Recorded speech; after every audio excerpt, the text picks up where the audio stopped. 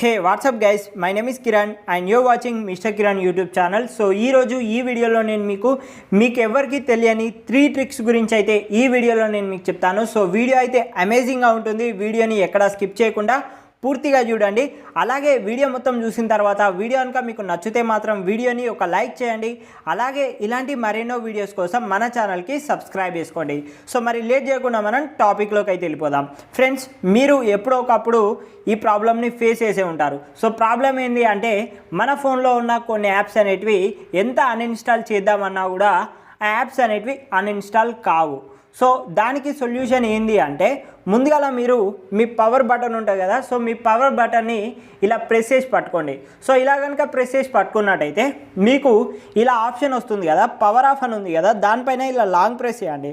So దానిపైన long press చేసినట్టయితే ఇక్కడ మీకు రీబూట్ టు సేఫ్ మోడ్ అని ఒక ఆప్షన్ వస్తుంది. సో దీన్ని మీరు ఒకే పైన క్లిక్ చేసుకోండి.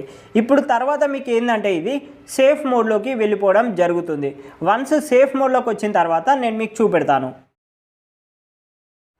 సో ఇలా మీరు మీ ఫోన్ అనేది సేఫ్ మోడ్లోకి వచ్చిన తర్వాత మీ ఫోన్ లాక్ అనేది తీయండి. సో ఇక్కడ మీరు కింద చూసుకోవచ్చు మనకి సేఫ్ మోడ్ అని ఉంటుంది. ఇప్పుడు మీకు ఏంటంటే ఇందులో ఏవైతే అప్లికేషన్లు ఉన్నాయో ఈ అప్లికేషన్లు అన్నీ సిస్టమ్తో వచ్చిన అప్లికేషన్స్ అన్నట్టు. సో మీరు ఈ అప్లికేషన్ని ఎంత ట్రై చేసినా కూడా ఈ అప్లికేషన్స్ అన్నీ అన్ఇన్స్టాల్ కావు.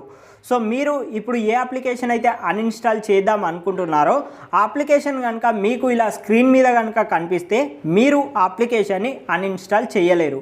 మరి మిగతా అప్లికేషన్స్ని ఎలా అన్ఇన్స్టాల్ చేయాలి అంటే సెట్టింగ్స్లోకి వెళ్తే అక్కడ మీకు యాప్స్ అని ఉంటుంది, దానిపైన క్లిక్ చేయండి. సో ఇక్కడ మీకు అన్ని యాప్స్ అనేటివి కనిపిస్తాయి. సో ఇందులో నుంచి మీరు ఎలాంటి అప్లికేషన్ అయితే అన్ఇన్స్టాల్ చేద్దాం అనుకుంటున్నారో ఆ అప్లికేషన్ పైన క్లిక్ చేయండి. సో దీనిపైన కనుక క్లిక్ చేసినట్టయితే మీకు ఇక్కడ సింపుల్గా అన్ఇన్స్టాల్ అని ఉంటుంది, దానిపైన క్లిక్ చేసుకొని సింపుల్గా ఆ అప్లికేషన్ని మీరు అన్ఇన్స్టాల్ అయితే చేయొచ్చు అన్నట్టు. సో ఇది సేఫ్ మోడ్ కాబట్టి మీరు వేరే ఏ అప్లికేషన్ని కూడా యూజ్ చేయలేరు. ఏవైతే డిఫాల్ట్ అప్లికేషన్స్ ఉన్నాయో ఓన్లీ వాటిని మాత్రమే మీరు యూజ్ చేయడానికి ఉంటుంది అన్నట్టు.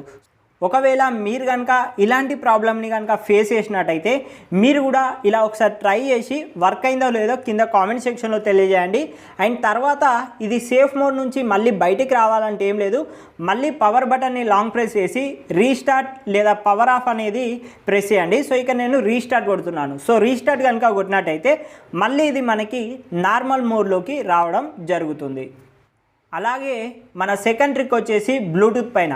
సో బ్లూటూత్ పైన ట్రిక్ ఏంది అంటే నార్మల్గా మన ఫ్రెండ్ దగ్గర ఉన్న డేటాని మనం యూజ్ చేసుకోవాలి అంటే మనం హాట్స్పాట్ అనే ఆప్షన్ని యూజ్ చేసి డేటా అనేది షేర్ చేసుకునే ఉంటాం. కానీ మీకోటి తెలుసా, మనం బ్లూటూత్ని యూజ్ చేసి కూడా మనం డేటా అనేది షేర్ చేసుకోవచ్చు. దానికోసం ఏం లేదు, మీ ఫ్రెండ్ ఫోన్లో బ్లూటూత్ అనేది ఆన్లో ఉండాలి. తర్వాత మీ ఫోన్లో కూడా బ్లూటూత్ అనేది ఆన్ చేసుకోండి. సో మీ ఫోన్లో కూడా బ్లూటూత్ అనేది ఆన్ చేసుకున్న తర్వాత ఇక్కడ మీ ఫ్రెండ్ బ్లూటూత్తోని మీ బ్లూటూత్ని కనెక్ట్ చేయండి. సో ఇలా కనుక కనెక్ట్ చేసినట్టయితే ఇక్కడ పైన మీకు ఇలా కనెక్ట్ అయిపోయినట్టు కనిపిస్తుంది. సో దీనిపైన క్లిక్ చేసుకోండి. సో దీనిపైన కనుక క్లిక్ చేసుకున్నట్టయితే ఇక్కడ మీకు ఇంటర్నెట్ యాక్సెస్ అని ఒక ఆప్షన్ ఉంటుంది. సో దీన్ని మీరు ఆన్ చేసుకోండి. సో దీన్ని కనుక మీరు ఆన్ చేసుకున్నట్టయితే మీరు బ్లూటూత్ ద్వారా కూడా డేటా అనేది షేర్ చేయవచ్చు. సో ఇక్కడ మీరు చూసుకోవచ్చు నాకు నార్మల్గా డేటా కనెక్షన్ అనేది ఆఫ్లోనే ఉంది. ఇప్పుడు నేను మీకు యూట్యూబ్ అనేది ఓపెన్ చేసి చూపిస్తాను. సో ఇప్పుడు మీరు చూసుకోవచ్చు నాకు యూట్యూబ్ అనేది ఓపెన్ అయిపోయింది. అండ్ అలాగే అందులో ఉన్న వీడియోస్ అనేటివి కూడా నాకు లోడ్ అయిపోవడం కూడా జరుగుతుంది. సో ఇక నాకు ఏంటంటే నెట్ కనెక్షన్ అనేది కొంచెం పూర్గా ఉంది కాబట్టి సో లోడింగ్ స్పీడ్ అనేది కొంచెం తక్కువగా ఉంది.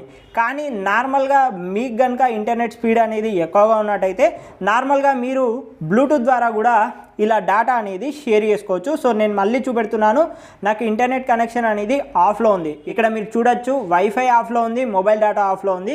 ఓన్లీ ఇక్కడ ఏదైతే బ్లూటూత్ ఉందో బ్లూటూత్ మాత్రమే ఆన్లో ఉంది. సో ఇలా మీరు ఏంటంటే బ్లూటూత్ ద్వారా కూడా ఇంటర్నెట్ అనేది యాక్సెస్ చేయొచ్చు.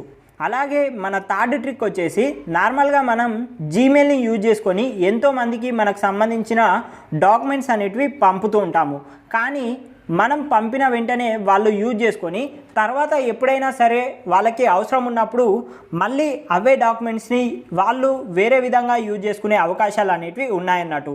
కానీ అలా కాకుండా మీరు మీరు పంపిన మెయిల్ని ఆటోమేటిక్గా ఒక 1 డే తర్వాత లేదా 5 డేస్ తర్వాత లేదా 1 మంత్ తర్వాత ఆటోమేటిక్గా డిలీట్ చేసుకోవడానికి మనకి జీమెయిల్లోనే ఒక ఆప్షన్ ఉంది. అది ఎలా అంటే ఇప్పుడు ఫర్ ఎగ్జాంపుల్ జీమెయిల్ ఓపెన్ చేసిన తర్వాత మీరు ఎవరికైనా మెయిల్ పంపుతారు కదా. సో ఇక్కడ ఏదన్నా ఒక మెయిల్ అనేది ఎంటర్ చేయండి. సో ఇక నేను ఒక మెయిల్ అనేది ఎంటర్ చేసిన. సో మెయిల్ అనేది ఎంటర్ చేసిన తర్వాత సబ్జెక్టు అండ్ తర్వాత కంపోజ్ అని పెట్టేసి ఏదైనా అటాచ్మెంట్ ఉంటే ఇక్కడ మనం అటాచ్ చేసేస్తాం. మనం తర్వాత ఏంటంటే డైరెక్ట్గా సెండ్ చేస్తాం. ఇలా డైరెక్ట్గా సెండ్ చేయకుండా ఇక్కడ ఏవైతే 3 లైన్స్ ఉన్నాయో దానిపైన క్లిక్ చేయండి. సో దీనిపైన కనుక క్లిక్ చేసినట్టయితే ఇక్కడ మనకి కాన్ఫిడెన్షియల్ మోడ్ అని ఉంటుంది, దానిపైన క్లిక్ చేయండి. సో దీనిపైన కనుక క్లిక్ చేసినట్టయితే ఇక్కడ మీకు సెట్ ఎక్స్పైరేషన్ అని ఒక ఆప్షన్ ఉంటుంది. సో ఇక్కడ నుంచి మీరు ఇది ఎన్ని రోజుల తర్వాత ఎక్స్పైర్ అవ్వాలి అనేది మీరు ఇక్కడ నుంచి సెటప్ చేసుకోవచ్చు. సో ఇక్కడ మీరు చూడండి expire in 1 day and expire in 1 week, expire in 1 month. So ఇలా మీకు నచ్చిన టైం అనేది పెట్టుకోవచ్చు. సో ఎక్స్పైర్ ఇన్ 1 డే పెట్టుకున్న తర్వాత ఇక్కడ మీకు పాస్కోడ్ కూడా పెట్టుకునే అవకాశం అయితే ఉందన్నట్టు. సో ఇక్కడ మీరు SMS పాస్కోడ్ కనుక పెట్టుకున్నట్టయితే మీ మొబైల్కి ఒక ఓటీపీ అనేది రావడం జరుగుతుంది. మీరు ఆ ఓటీపీ వాళ్ళతో షేర్ చేసినప్పుడు మాత్రమే వాళ్ళు ఆ పలానా జీమెయిల్ లేదా పలానా అటాచ్మెంట్ని డౌన్లోడ్ చేసుకోవడానికి ఉంటుంది అన్నట్టు.